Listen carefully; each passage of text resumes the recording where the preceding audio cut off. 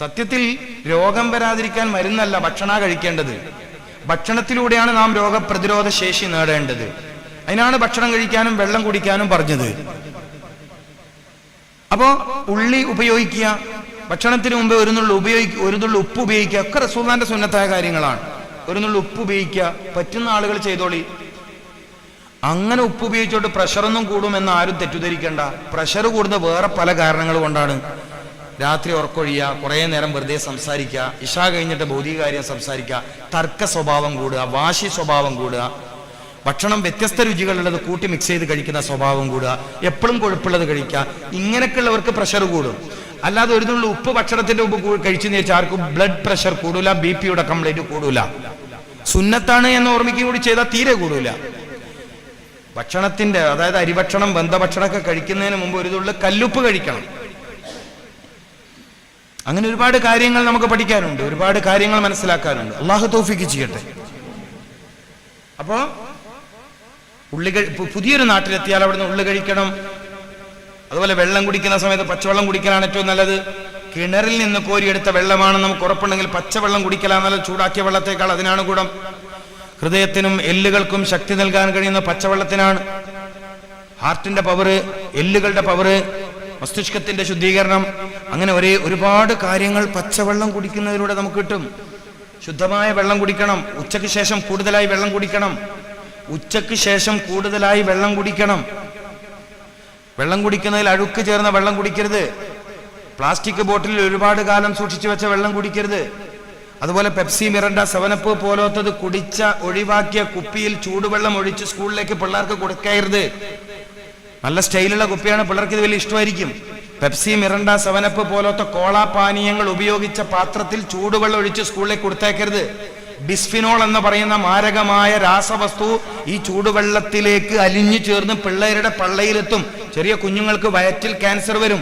ഒരുപക്ഷെ പിന്നീട് കല്യാണം കഴിച്ച കുട്ടികളാവാത്ത രോഗം വരും. വന്യത, പ്ലാസ്റ്റിക് കുപ്പിയുടെ ഉപയോഗം കൂടിയതും ബ്രോയിലർ ചിക്കന്റെ ഉപയോഗം കൂടിയതും കേരളത്തിൽ കല്യാണം കഴിച്ച കുട്ടികളാവാത്ത രോഗം വർദ്ധിപ്പിച്ചു എന്നാണ് പഠനം. ഒന്നുകൂടി പറയട്ടെ, ബ്രോയിലർ ചിക്കന്റെ ഉപയോഗം കൂടിയതും പ്ലാസ്റ്റിക് ബോട്ടിലിന്റെ ഉപയോഗം കൂടിയതും കേരളത്തിൽ ഇൻഫെർട്ടിലിറ്റി, കല്യാണം കഴിച്ച കുഞ്ഞുങ്ങളാവാതാവുക എന്നുള്ള രോഗം വർദ്ധിപ്പിച്ചു. ക്യാൻസർ വർദ്ധിപ്പിച്ചു. മെലാനിൻ പോലത്തെ രാസവസ്തു, പ്ലാസ്റ്റിക്കിന്റെ ഒരു പ്രശ്നം എന്താ? മെലാനിൻ പോലത്തെ രാസവസ്തു. നമ്മൾ മനസ്സിലാക്കേണ്ട കാര്യങ്ങളാണ്. അപ്പൊ പരമാവധി ജീവിതത്തിൽ ശുദ്ധി പാലിക്കുക, കുടിക്കണ വെള്ളം സൂക്ഷിക്കുക. ചെറുപ്പക്കാര് ശരീരത്തിന് ഗുണം ചെയ്യുന്ന വെള്ളം കുടിക്കുക. ഇപ്പൊ റമദാൻ വരാൻ പോവാണ്. തണുത്ത പാനീയം ഉപയോഗിക്കില്ല എന്ന് പ്രതിജ്ഞ എടുക്കണം. ഏറ്റവും ചുരുക്കിയത് ഈ പരിപാടിയുടെ സംഘാടകരെങ്കിലും അത് തീരുമാനിക്കണം. ഒരുപാട് നേരം തന്റെ ജോലിയൊക്കെ പരമാവധി കുറച്ചു നിന്ന കിഡ്നി എന്ന അവയവത്തിലേക്ക് പെട്ടെന്ന് തന്നെ തണുത്തുറച്ച കട്ടിയുള്ള ജ്യൂസുകള് അങ്ങോട്ട് കടന്നു ചെന്നാൽ അതിമാരകമായ കിഡ്നി രോഗത്തിലേക്കാണ് പോവാ. കേരളത്തിൽ ഒരു 10 കൊല്ലത്തിന് ഇപ്പറാണ് വ്യാപകമായി കിഡ്നി രോഗം ഉണ്ടായത്. ഒരു മാസം 1,20,000-ൽ പരം ആളുകൾക്ക് കിഡ്നി രോഗം കേരളത്തിൽ ഇത്ര കണ്ട് വളരാൻ കാരണം എന്തേ? ജ്യൂസിന്റെ കുടി, അസീറുകൾ. പൂർവികരായ ഇമാമിങ്ങൾ എഴുതി വെച്ച കിതാബുകളിൽ കാണുന്നില്ലേ, പഴങ്ങൾ ചാറാക്കി ഉപയോഗിക്കരുത്. എന്തുകൊണ്ടാ? പ്രശ്നമാണ്. പലപ്പോഴും അതിന്റെ നാരുകൾ എത്തൂല്ല. അപ്പൊ ഓറഞ്ച് ജ്യൂസ് അടിച്ചു വാങ്ങി അതിന്റെ നാരടിച്ചിട്ട് അവൻ തരുന്നത്. ഈ നാര് ശരീരത്തിലെത്തണ്ടേ? മുസംബി ജ്യൂസ് അടിച്ചു, അതിന്റെ നാര് കിട്ടട്ടോ നമുക്ക്? ആ നാരുകൾ അവൻ അരിച്ചെടുത്തത് കളയാണ്. പഴങ്ങളായി കഴിക്കുക. പഴങ്ങളായി കഴിക്കണം. റമദാൻ വരുന്നതുകൊണ്ടാണ് ഞാൻ പറഞ്ഞത്, റമദാനിൽ നിങ്ങൾ ജ്യൂസ് കുടിക്കൂല എന്ന് ഈ വർഷം തീരുമാനിക്കണം. ഏറ്റവും ചുരുക്കിയതിന്റെ സംഘാടകരങ്ങൾ തീരുമാനിക്കണം. കുടുംബിനികളായ സഹോദരിമാര്, 10,000-കണക്കിന് ചെറുപ്പക്കാരെ കേരളത്തിൽ കിഡ്നി രോഗത്തിലേക്ക് ചവിട്ടി താഴ്ത്തിയ ഇത്തരം തണുത്ത പാനീയങ്ങൾ റമദാൻ ഷരീഫിൽ ഉപയോഗിക്കില്ല എന്ന് തീരുമാനിക്കണം. എനിക്കറിയില്ല ഇവിടുത്തെ നോമ്പ് മുറി സമയത്ത് എങ്ങനെയാണ് ഇവിടുത്തെ പ്രയോഗം എന്ന് എനിക്കറിയില്ല. ഞങ്ങളുടെയൊക്കെ ഭാഗത്ത് നോമ്പ് മുറി സമയത്ത് ചൂടുള്ള കഞ്ഞി ഉണ്ടാവും, ചൂടുള്ള ചായ ഉണ്ടാവും, തണുത്ത ജ്യൂസ് ഉണ്ടാവും, നാരങ്ങാവെള്ളം ഉണ്ടാവും, പല കോലത്തുള്ള പാനീയങ്ങൾ ഉണ്ടാവും. നോമ്പ് മുറിക്കുന്ന സമയത്ത് ഇതിനൊന്നും പ്രസക്തി ഇല്ല. ഈത്തപ്പഴം, വെള്ളം, നിസ്കാരം, ദുആ, മഗ്രിബിന്റെ സമയത്തുള്ള ദുആഇന്റെ സമയം നഷ്ടപ്പെടുത്താണ്. തിന്നാനും കുടിക്കാനുള്ള ഉത്സാഹം പറഞ്ഞിട്ട് മസ്ജിദുകളിൽ നടക്കുന്ന നോമ്പ് തുറയിൽ വരെ ബാങ്കിന്റെ തൊട്ടു മുമ്പുള്ള അനുഗ്രഹീതമായ സമയത്ത് ദുആ ചെയ്യുന്ന ആളുകളെ കാണാനില്ല എന്ന്.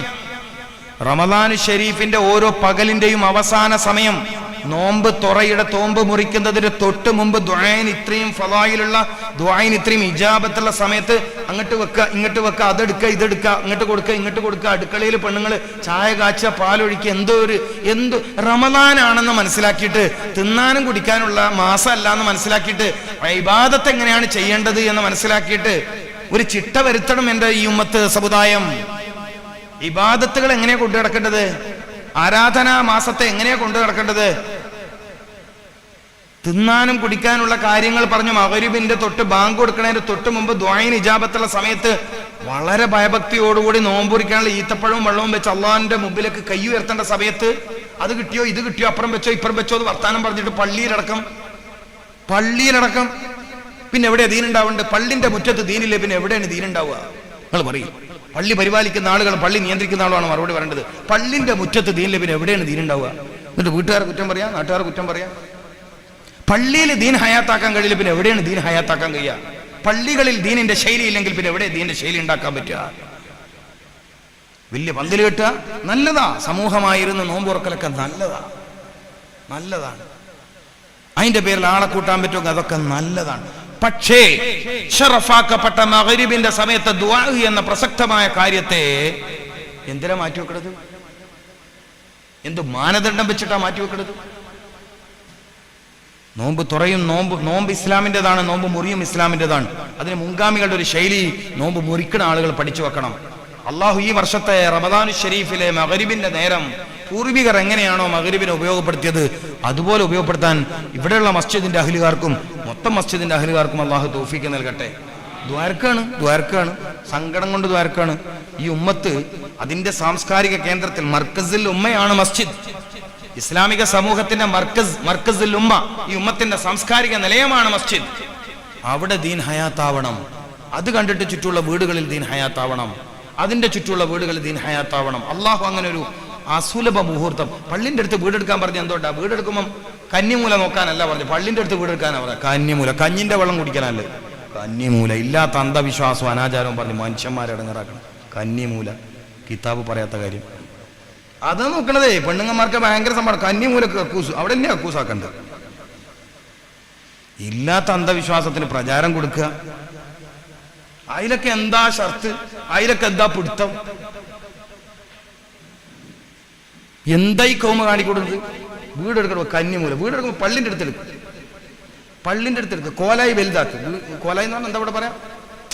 ആള് കയറി വരുന്ന സ്ഥലം വലുതാക്കുക, റൂം ചെറുതാക്കുക. ഇതൊന്നും ആർക്കും വിഷയമല്ല. കോലായി ഒരു ഓട്ടോറിക്ഷ വെക്കാൻ പോലും കഴിയില്ല. അജാതി ചെറിയ കോലായി, ഇതൊന്നും വന്ന് ഇരിക്കണ്ട, മതി. വർക്ക് സ്ഥലമില്ല, ബർക്കത്ത് ഉണ്ടാവില്ല, വീട്ടിൽ ബർക്കത്ത് ഉണ്ടാവില്ല. വീടെടുക്കുമ്പോൾ കോലായിക്ക് നീളം വേണം. പഴയകാലത്തെ വീട് കണ്ടില്ല നിങ്ങള്? പഴയകാലത്തെ വീടിന്റെ ഏറ്റവും വലുത് കോലായി, അടുക്കള, മനുഷ്യന്മാർ ഇരിക്കുന്ന സ്ഥലം, എല്ലാവരും വന്നിരിക്കുന്ന സ്ഥലമൊക്കെ വലുത്. ഇവന്റെ കെട്ടിയോൾ ഉറങ്ങുന്നതോ ചെറിയ റൂം. നിങ്ങൾ പഴയ കാലത്തെ മാളിക വീട് ഇപ്പോഴും നോക്കിക്കോളി. ഇപ്പം വീട് വലിയ ബെഡ്റൂം വലുത്, അതിനേക്കാൾ വലിയ ബാത്റൂം. ആകെയുള്ള വലിയ മെയിൻ പരിപാടി അതാണ്.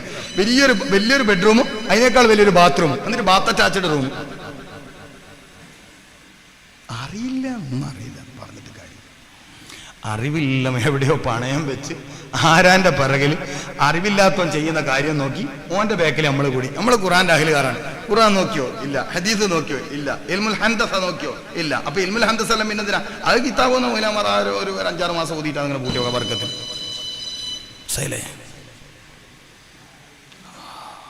ശൈലി. പരമാവധി ഇതൊക്കെ പഠിക്കണം നമ്മൾ. അപ്പൊ ഏതായാലും ഈ വർഷത്തെ റമദാനു ഷരീഫിൽ ഈ കാര്യം കൂടി നിങ്ങളൊന്ന് പരിഗണിക്കണം. നോമ്പ് മുറിക്കുന്ന സമയത്ത് ഈ കാര്യങ്ങൾ കൂടി പരിഗണിക്കണം. അള്ളാഹു തൗഫീഖ് നൽകട്ടെ. ഏതായാലും നല്ല ഭക്ഷണത്തെ തെരഞ്ഞെടുത്ത് കഴിക്കുക. ശരീരത്തിന് ദോഷം ചെയ്യുന്ന ഭക്ഷണങ്ങൾ ഉപേക്ഷിക്കാൻ തയ്യാറാവുക. തണുത്തതും ചൂടുള്ളതും ദയവേത് നിങ്ങൾ ഒന്നിച്ച് കഴിക്കരുത്. അതൊക്കെ നോമ്പിൽ വരുന്ന ഫസാദുകളാണ്. നോമ്പ് കാലത്ത് ഈ ഫസാദൊക്കെ വരും. നല്ല തണുത്ത ജ്യൂസ് കുടിച്ച് ഏതായാലും പലഹാരം കഴിക്കില്ല, ഒരു ഗ്ലാസ് ചായ വെച്ചാളി എന്ന് പറയുന്ന സ്വഭാവം ഉണ്ടെങ്കിൽ വലിയ അബദ്ധമാണ്. തണുപ്പ് കഴിച്ചതോടൊപ്പം ചൂട് കഴിക്കരുത്, ചൂട് കഴിച്ചതോടൊപ്പം തണുപ്പ് കഴിക്കരുത്. പുളിയുള്ളത് കഴിച്ചതോടൊപ്പം മധുരം പറ്റൂല, മധുരത്തിനോടൊപ്പം പുളി പറ്റൂല. മത്സ്യത്തോടൊപ്പം മാംസം പറ്റൂല, മത്സ്യത്തോടൊപ്പം പാല് പറ്റൂല. മത്സ്യത്തിന്റെ കറികൂട്ടിങ്ങൾ പ്രാതൽ കഴിക്കാണ്, രാവിലെ നാസ്ത കഴിക്കാണ്, പാലൊഴിച്ച ചായ കുടിക്കരുത്. അപ്പൊ മത്സ്യത്തോടൊപ്പം പാല് പറ്റൂല. ചിക്കനോടൊപ്പം തൈര് പറ്റൂല. കോഴി ബിരിയാണി കഴിക്കുമ്പോൾ തൈര് വേണ്ട. പിന്നെ സലാഡ് കഴിക്കേണ്ടത് ബിരിയാണിന്റെ കൂടെയല്ല, ബിരിയാണിക്ക് മുന്നെയാണ്. എല്ലാ ഭക്ഷണത്തിന്റെയും മുന്നെയാണ് സലാഡ് കഴിക്കേണ്ടത്. ഇത്തിരി ഉള്ളിയും ഇത്തിരി ക്യാരറ്റും കക്കിരിയും ഒക്കെ മുറിച്ചിട്ടിട്ട് ചെറുനാരങ്ങൊക്കെ പിഴിഞ്ഞ് അതിനൊന്ന് രുചിപ്പെടുത്തി എല്ലാ ഭക്ഷണത്തിന്റെ മുമ്പ് അല്പം കഴിക്കാൻ പറ്റുമെങ്കിൽ കൊളസ്ട്രോളിന്റെ ഒന്നും കംപ്ലൈന്റ് ഉണ്ടാവില്ല. നമ്മൾ അതിലും തെറ്റായ ശൈലിയാണ് ഉപയോഗിക്കുന്നത്. എല്ലാം കൂടി മിക്സ് ചെയ്ത് കഴിക്കുക. വെന്തതും വേവാത്തതും ഒന്നിച്ച് പാടില്ല. പുളിയുള്ളതും മധുരമുള്ളതും ഒന്നിച്ച് പാടില്ല. പഴങ്ങൾ ഭക്ഷണത്തിന് മുമ്പേ കഴിക്കുന്ന ശീലം നമ്മൾ നടപ്പിൽ വരുത്തണം. പഴവർഗ്ഗങ്ങൾ ഭക്ഷണത്തിന് മുമ്പേ കഴിക്കണം. വേവാത്ത ഭക്ഷണം വെന്ത ഭക്ഷണത്തിന് മുമ്പേ കഴിക്കണം. ഇതൊക്കെയാണ് സുന്നത്ത്. ഞാൻ പറയുന്നത് സുന്നത്തായ കാര്യങ്ങളാണ്. ഹബീബായ റസൂലുള്ളാഹി സ്വല്ലല്ലാഹു അലൈഹി വസല്ലമ തങ്ങളുമായി ബന്ധപ്പെട്ട കാര്യങ്ങളാണ്. ഒരു തവണ മിനാ കുന്നിന്റെ മുകളിൽ ഹജ്ജിന് വേണ്ടി ഒരുമിച്ച് കൂടിയപ്പോൾ നേരത്തെ പറഞ്ഞ മഹാനായ ഏഴുമല തങ്ങൾ പറഞ്ഞു, നീ കുറച്ച് എന്തെങ്കിലും വയത് പറയുന്നത്. ഞാൻ പോയിട്ട് ഈ കാര്യങ്ങളൊക്കെ പറഞ്ഞ അദ്ദേഹത്തിന് വലിയ സന്തോഷമായി. ഇതെല്ലാം പറഞ്ഞത് മൂപ്പർ പറഞ്ഞ എന്റെ പിതാവ് എഴുതിയൊരു കിതാബുണ്ട്, ആദാബുൽ അഖിൽ. ആ കിതാബിന്റെ പേര് മൂപ്പർ പറയണം, ഏഴുമല തങ്ങൾ പറയാണ്, എന്റെ പിതാവ് എഴുതിയൊരു കിതാബുണ്ട്, ആദാബുൽ അഖിൽ. ഇതൊക്കെ പൂർവികരായ ആളുകൾ പറയുകയും പറഞ്ഞു കൊടുക്കുകയും ചെയ്തിരുന്നു. ഇന്ന് ജനങ്ങൾക്ക് ഈ കാര്യത്തിൽ ഒന്ന് ഒരുപ്പെടുത്തി എന്തും തിന്നാം, എങ്ങനെയും തിന്നാം എന്നുള്ളിടത്തെത്തി.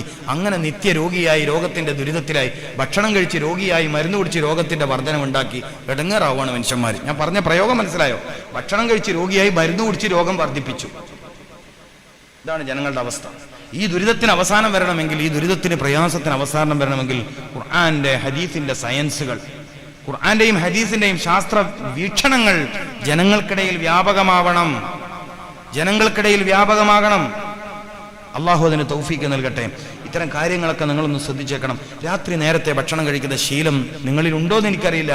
രാത്രി നേരത്തെ ഭക്ഷണം കഴിക്കുന്ന ശീലം ഉണ്ടാക്കണം. ഞാൻ നേരത്തെ പറഞ്ഞു, എപ്പോഴാ ഭക്ഷണം കഴിക്കേണ്ടതെന്ന് വെച്ചാൽ വിശക്കുമ്പോഴാണ് ഭക്ഷണം കഴിക്കേണ്ടത്. അപ്പൊ രാവിലെ എന്തായാലും എല്ലാവർക്കും വിശപ്പുണ്ടാവും, മഗ്‌രിബിന്റെ സമയത്തും എല്ലാവർക്കും വിശപ്പുണ്ടാവും. പ്രകൃതിപരമായി എല്ലാവർക്കും വിശപ്പ് വരാൻ സാധ്യതയുള്ള രണ്ട് സമയത്താണ്. ഒന്ന് സുബഹ് കഴിഞ്ഞ ഉടനെ, മറ്റൊന്ന് മഗ്‌രിബിന്റെ ഉടനെ. ഈ രണ്ട് സമയത്ത് ഭക്ഷണം പ്രത്യേകം എടുത്തു പറഞ്ഞു. ഫുത്തൂർ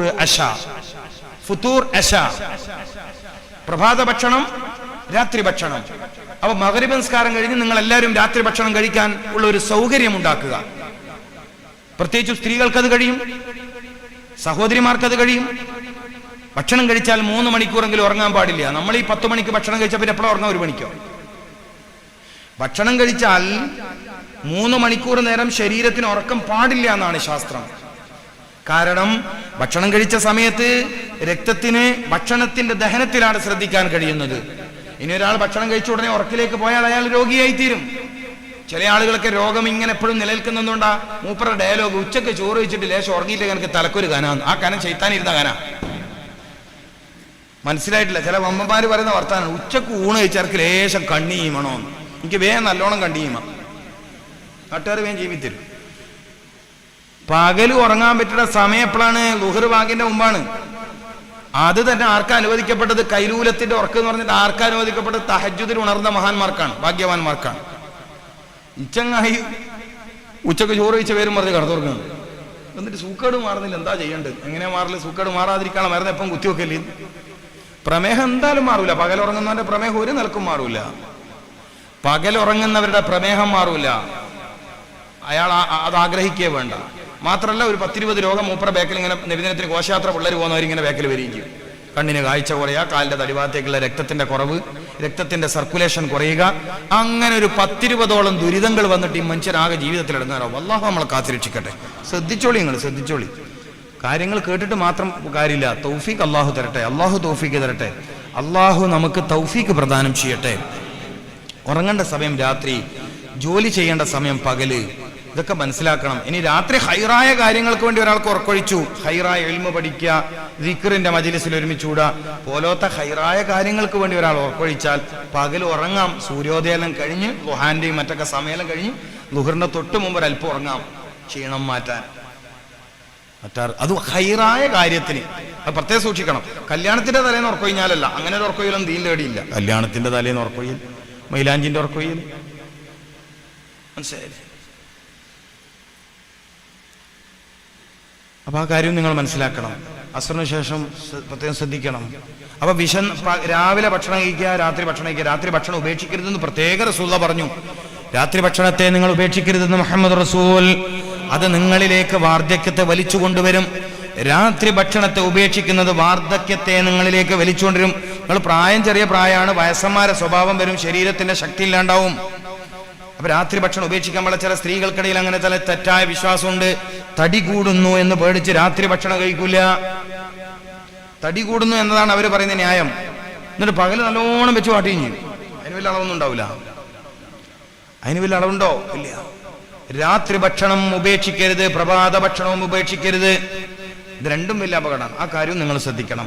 ധാന്യങ്ങൾ കഴിക്കുമ്പോൾ തവിട് കളയാത്ത ധാന്യങ്ങൾ പറ്റുമെങ്കിൽ നിങ്ങൾ ഉപയോഗിക്കാം. പറ്റാത്തവരോട് നമുക്കിത് പറയാന്നല്ലാതെ മൈദ പരമാവധി ഭക്ഷണത്തിൽ നിന്ന് ഒഴിവാക്കി. കേരളത്തിൽ പ്രമേഹത്തെ വർദ്ധിപ്പിച്ചത്, ഗൾഫുകാരെ രോഗികളാക്കിയത് മൈദയുടെ ഫുഡാണ്.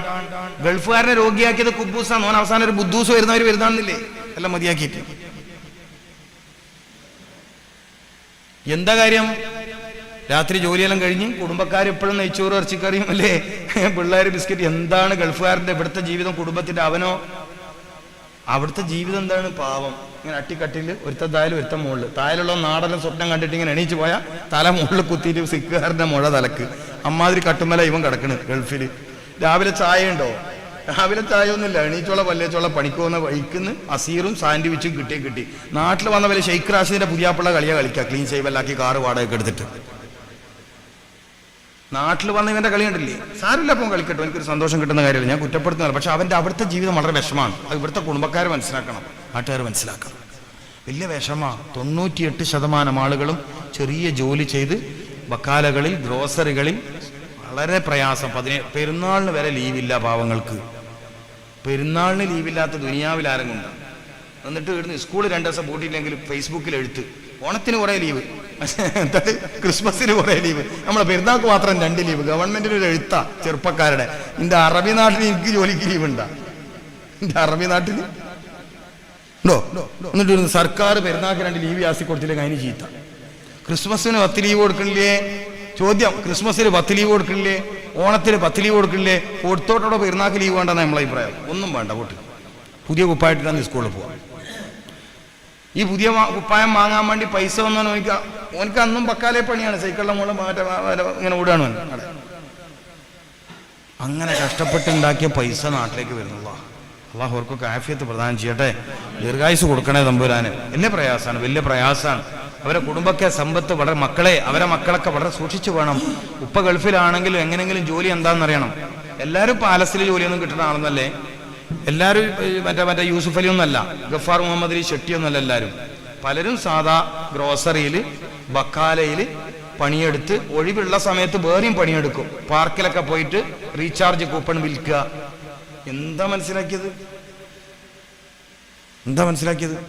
എന്നിട്ട് പള്ളിക്കാർ പിരിവ് എൻ്റെ അടുത്ത് പോവാം, മാഷിൻ്റെ അടുത്ത് പോകില്ല. സ്കൂളിൽ നിന്ന് ഓനിക്ക് ഓണത്തിന് ലീവിന് വരെ പൈസ ആയിരിക്കും സ്കൂളിലെ മാഷിന്. ഓൻ്റെ അടുത്ത് പിരിവിനൊന്നും വരിങ്ങനെ പോകില്ല. ഗൾഫുകാരൻ വന്ന ഓൻ്റെ പൈസ തീരുന്നതിന് മുമ്പ് പോണേ, ബന്ധപാട് റെസീറ്റ് അതിന് ക്ലിയർ ആയിട്ട് വലിയൊരു നീളമുള്ള റെസീറ്റ് ഓനിക്ക് കൊടുക്കാനുണ്ടാവും. നാട്ടുകാർക്ക് ചെറിയ റെസീറ്റാണ് കൊടുക്കുക.